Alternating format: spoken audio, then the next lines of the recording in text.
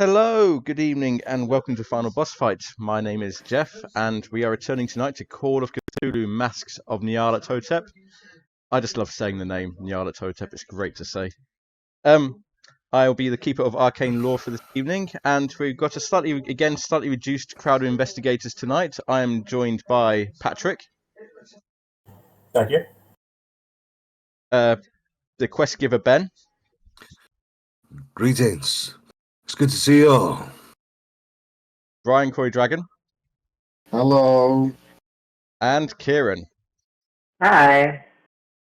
Robin is away from us this week, but she's left me some instructions on what to do with Flint, and I believe a couple of this was don't get him killed. So we'll see how that goes. That is a bold request.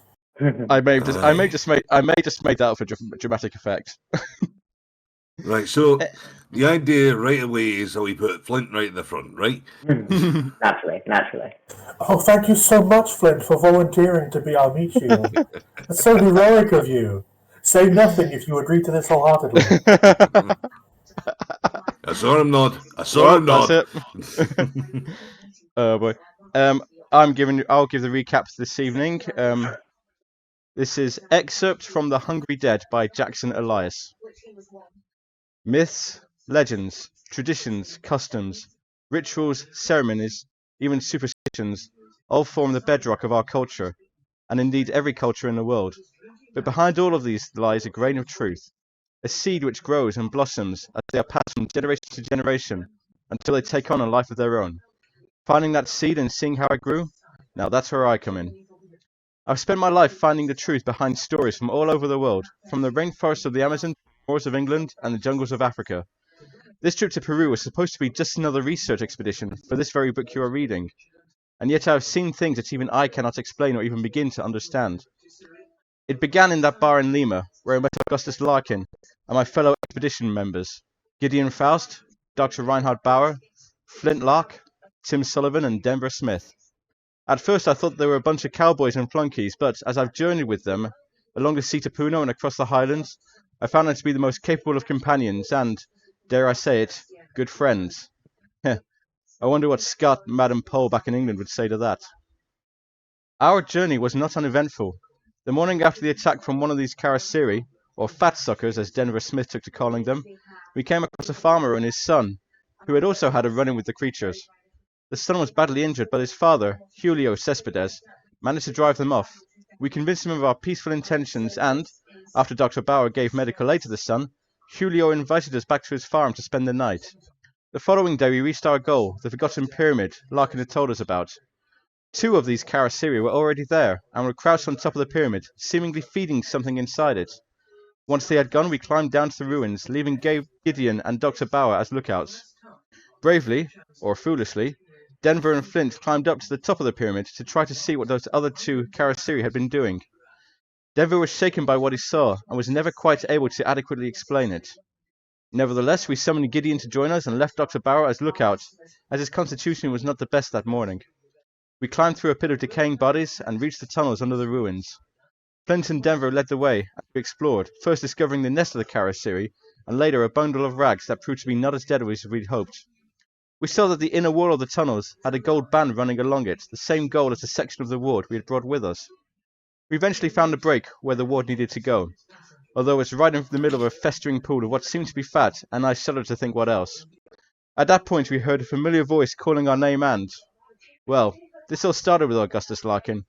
I guess it's only fitting that it ends with Augustus Larkin. And with that, I shall move us to the map. So, for convenience sake, I've moved everybody up to this top corner here. Roughly gives the rough layout. Augustus Larkin is flanked by Louis Mendoza and a few Karasiri. And as I said last time, you look at Augustus Larkin and he's different from what you remember. He carries himself more confidently. His skin is pale and his eyes are just like 2 black pools leading into infinity. And he looks at you and says, Gentlemen, I thought we were friends. You left Lima so quickly. I must say, Mr. Smith, Mr. Elias, and everybody else. I expected better of you. Well, We didn't like the company you keep. aye. Something wasn't quite smelling right. I hope you're not trying to give offense, Mr. Smith. Oh, no. I'm just trying to trim some of the fat when it comes down to the conversation. I see what you did there.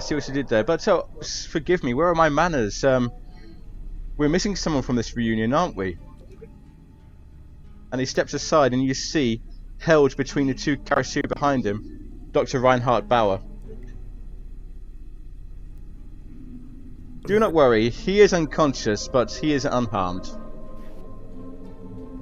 Dr. Bauer, you start to regain consciousness and you feel yourself being held by these two creatures either side of you. Don't like that. Is that a sanity roll? I'm going to ask for a sanity roll from everybody, actually, please. Sorry. Let's roll the night.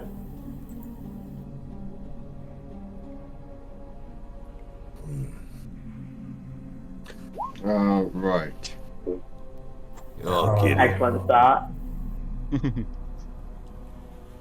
I apologize. Keep in mind I'm going for some hypochondria at the moment. Goody, you gotta hold yourself together. Tim, you two. Alright, so, those of you who pass a sanity roll, no points of loss. Those of you who failed, that's Gideon and Tim Sullivan, 1d6, roll a d6 and take it off your sanity, please. So 1 sanity loss for Gideon, 1 sanity loss, that's good. And for Tim, 4 for Tim. Not good, but could have been worse. Well, gentlemen, Larkin says, what shall we do? Well, you Well, I do have an offer for you. My offer to become rich and to increase the historical knowledge still stands. Look around you. And he indicates the band that runs around the wall. Look at this. This is pure gold. It would be worth a fortune, and the carvings on it would be make your names in the academic world. Surely this is what you came for. Stop the act, alright. Just tell us what you actually want us for. It's obviously not trying to find this place. Or are you just trying to get us to take the gold off so that you can do whatever you need to? Like I said, I'm merely here to offer you what was promised. Is there a roll to see if I actually believe him?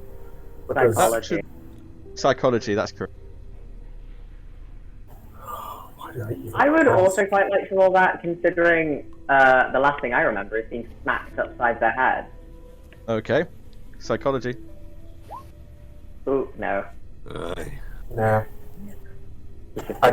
I'm just hand shaking with the little pistol, just being very scared. No. You just cannot get a read on him. You were probably able to read him earlier on, but whatever's happened to him, you just cannot tell from his face. What are you going to do? I've just heard Gideon say he's got his gun out. What are people going to do? Flint, by the way, has his Loretta out, pointing. I want to grab hold of that gold bar that we have currently. See, look, we are currently in a pipe, unable to go one way or t'other. I know that your compatriots can't touch this, and I'm guessing they've done something to you that means that you can't either.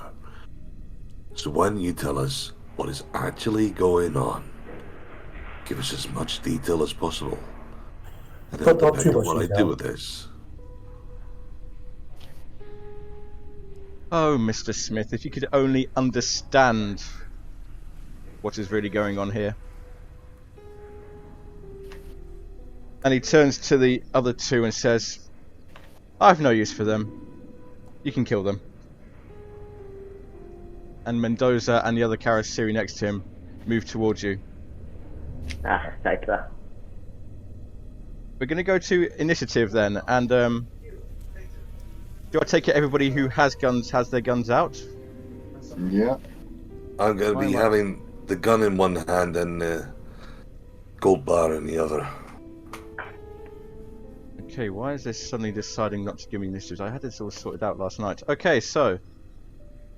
Where's the initiative again? that's better. Don't need to roll anything for it. Oh. So, Denver Smith has gun out. I heard Gideon Faust say gun out. A very shaky gun. It's still a gun. Tim, are you gun out or are you not gun out? Yes, I'm gun out. I'm trying to find initiative. You don't need to, I've already taken care of it. Okay. Jackson Elias is definitely gun out. Dr. Bauer, you're currently being held by 2 Karasiri. I also don't think I own a gun. So You also don't think you own a gun. that keeps things simple. However, none of yous are going first.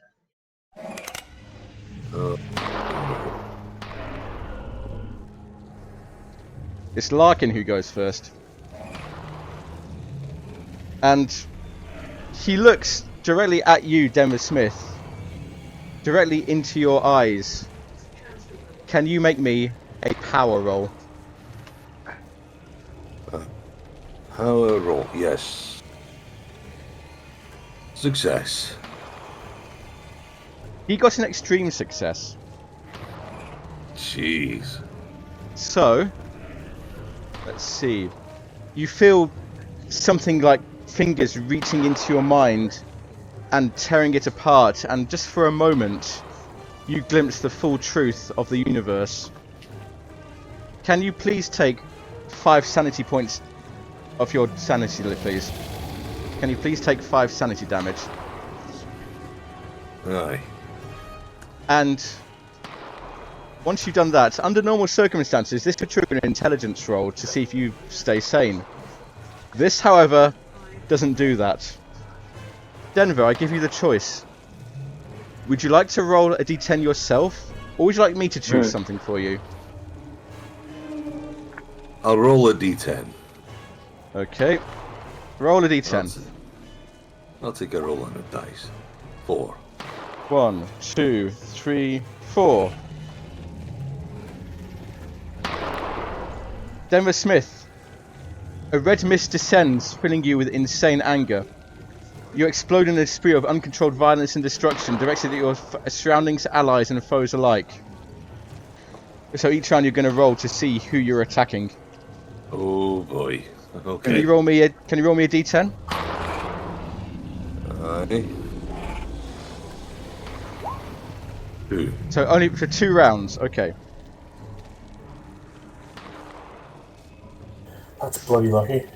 It's not bad, but what is a D10? Next up is that's Larkin's turn. Next up is Flint, and he is going to fire Loretta straight at Mendoza. So I'll just wait for his character sheet to come up. Combat. So firing Loretta at Mendoza. Oh no! It goes wide. He takes aim, he shoots, but it just goes completely wide. He misses. A 99 on a 90. Wow. Obviously shaken by what's happening. Denver, it's your turn. Before you start your turn, can you roll me a d6, please? Aye. 2. You attack the wall. Wall. The wall of the pyramid. You just shoot and turn and just like start blasting away at the wall. Do it cause any damage to it? Do I make any... For the sake of it being the wall with the gold band, and we know what the gold band does stuff. I'll say that it's the other wall. I'll say it's not the wall with the gold band. It's the other. It's the outer that's wall. fine, then. You just like start shooting it, and chunks of The stone less fall off. catastrophic one. I was going to say, when it comes down to it, he either causes a lot of trouble for us, or potentially gives another weapon for us to use. But all the same, attack a wall. That's fine. So attacking the mud wall to the side is thing. Jackson is also going to shoot directly at Larkin. Try and shoot at Larkin. So where's For a second there, I thought you said he was also going to start attacking the wall. Oh. I don't know what Jackson- you're doing, but I hope it does the trick. Come on! Jackson's going to shoot at Larkin. He also misses. Wow, dice are not happy tonight. Maybe dying But in he's- the basement takes longer than I thought. Gideon, it is your turn.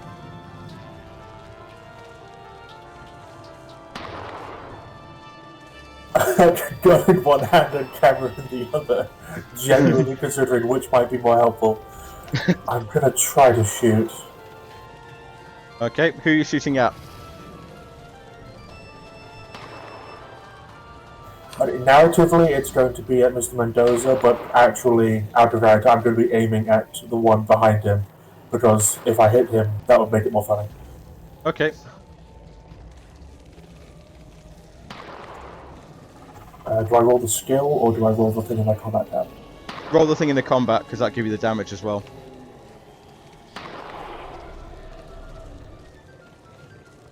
Oh, what is going on tonight? Yeah, not going too well here. Oh boy. Tim, what are you going to do? Shoot at...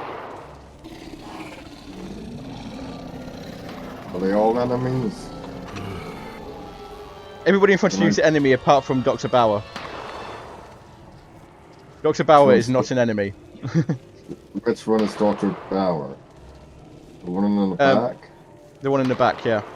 The one who looks alright. Okay, so I'll shoot the one in front of him then. Okay, Larkin, you're going to try for Larkin. Okay. Yeah.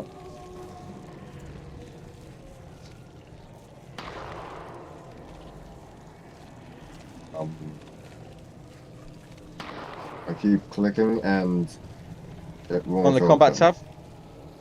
No, I keep clicking on Tim Sullivan, but it won't open. Oh, really? You might have it minimized, in which case it's trying to open something which is minimized. How do I unminimize it? You gotta find the little window where it's minimized. I don't see it. Okay. Do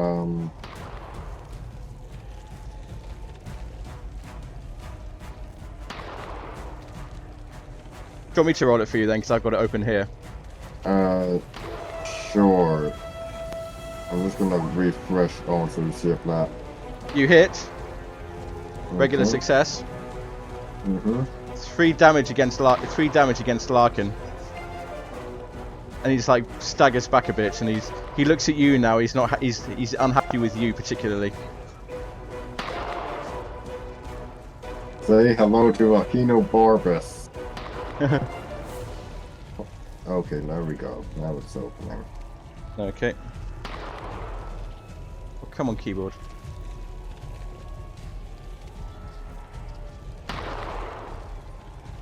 -3.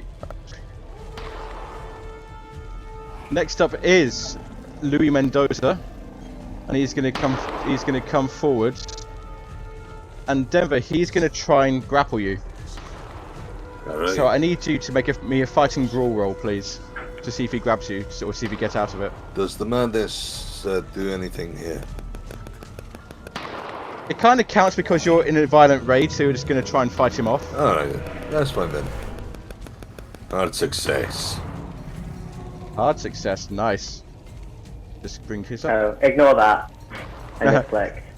Just reminding everyone how smart I am. He failed, so he tries to grab at you, but you just manage to get out of the way. You're just like so angry, you just get out of the way of him. Next up, it is the Karasiri next to him. He's going to come forward and he's going to try and go after Flint. So I need to roll for Flint and roll for him.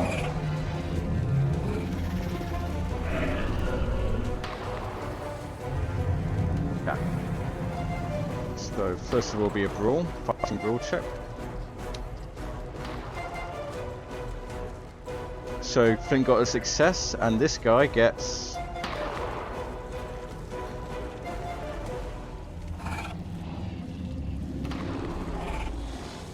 hard success. Flint is grappled by this creature. Dr. Bauer, it is your turn. What would you like to do? I'd like to try and get out of this, the sort of grapple that I'm under. So that's... I would say that's a maneuver. And I think you might be at a penalty here because they're probably bigger than you. Yes, they are. Them. And Two of yeah, them my bigger size than is only 40. I'm not a big man. Yep. So what am I rolling? Is that? That'll be a fighting. That'll be a brawl. A fighting brawl with a penalty die. No. Fighting brawl with a penalty die. This is gonna go well. Ah! That's Wow. bad. You Oh, no, You wait, get I away forgot about the somehow. penalty Oh no. die. Oh no. Press bonus penalty underneath it. Accidentally press bonus. That's That's oh no. That's No, that's a 77. 77.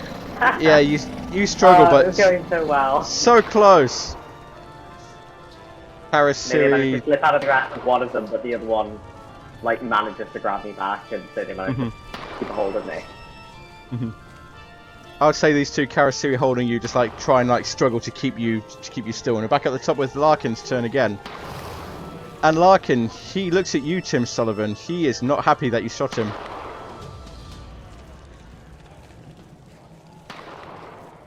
Now, if this was anybody else, I would ask for a power roll, but Larkin is a little bit different. Tim, can you take... Ooh. And you just take this. Take what? 5 hit points worth of damage. 5? 5. I can't take 5.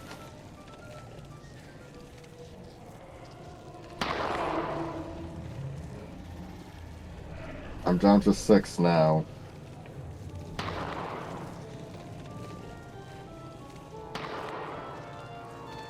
Can you hear me? Yes, we can hear you, yep. That's good, okay. So, back to Flint, and I think Flint is now going to change his target, having seen Larkin, and you see like green flame come out of Larkin's hand and strike Tim in the chest. You feel this awful pain in your chest, Tim. Ugh. Almost doubles you over. Flint is going to instead shift his aim to Larkin instead. So, second shot at Larkin.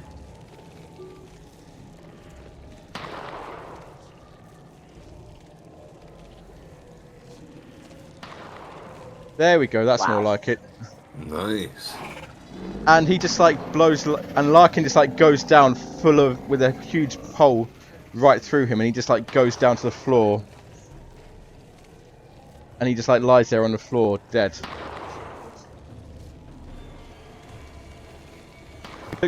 He just like has enough time to look at you and says, "This isn't over. I'll see you again." Then he falls to the floor dead. Denver, what are you doing? Well, I'm still mad, aren't I? This is my last round of being mad, so... Yep, so roll me a d6. Right, yeah. 5. You attack the ally closest to you. Which one would you be classifying that as, then? Probably Gideon, actually. Probably Gideon, actually. Alright. For the sake of my deranged mind, I'm now effectively thinking that they're, or this is the way I'm seeing it, that they're all turned into those fat-sucking things. Yeah. I'm going to use the... I'm basically going to try and use that gold bar like a bat and smack it into it. Okay, roll me the fighting brawl. Well, that'll be the fighting brawl check. That's a success. Gideon, you see this coming. Would you like to dodge or would you like to fight back? I'm gonna dodge, thank you. Go on then, roll the dodge. This one's You dodge, see the sorry. foam coming out of my mouth Is as it I come scary? at you. It's in combat, second across. Oh, so it is. It is also just in your skills. Hard success. Good. Yay! Well done. Well done. Goes can into take Tim that- instead. I think you can take that I off. can look how it is. You can tick that off as well. Awesome. Nicely done. Well done. Denver, as you try and swing at Gideon and miss, you feel the rage leave you, and you fall to the floor, exhausted. I need you to make me a Constitution roll, but I need a hard success. Oh boy. Alright. Come on, baby. Hard Yes. success. Hell yes. You are still conscious. You are still conscious. Takes more than that to keep Towther down. Jackson Elias is going to shoot again at the same Karasir that came towards him that tried to attack Flint. And he's going to say, somebody repair the ward, quick, repair the ward, that's what we're here for. Put that thing back in the wall. As he shoots at the Karasiri. Where did I just get huge Monsters Inc. vibes there? 10 damage against the Karasiri. Karasiri staggers back, having this gunshot. Almost falls to the floor actually. I need to make a Constitution roll for him because that was a major wound on him. Headshot. Pretty much. He just about stays on his feet, but that really did some damage. 19 Constitution. Gideon. Okay. Smith. Oh no, Smith has to fix the wall. Okay. I guess I'm gonna jump up and try to tackle Mendoza. This is all too insane, and I'm terrible with guns, so just with a scream of aggression more high-pitched than anyone would like, just charge him. I could just imagine him lying on the floor, head comes back to see you lunge over me into it. He's like, no, what are you doing? This is just like high school, it's just rugby, it's fine.